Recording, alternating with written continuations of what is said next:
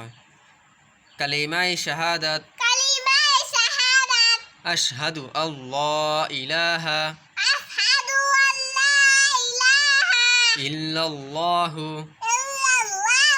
ওয়াহদাহু লা শারীকা লাহু ওয়া আশহাদু আন্না মুহাম্মাদান আবদুহু ওয়া রাসূলুহু। কালিমায়ে শাহাদাতের অর্থ আমি সাক্ষ্য দিচ্ছি যে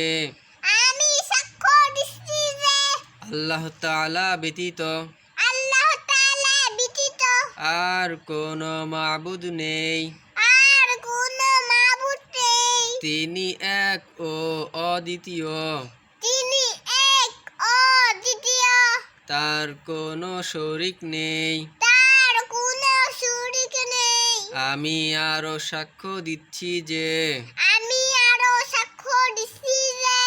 নিশ্চয়ই হযরত মুহাম্মদ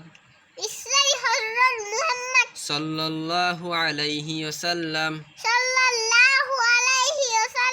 আল্লাহর বান্দা ও রাসূল।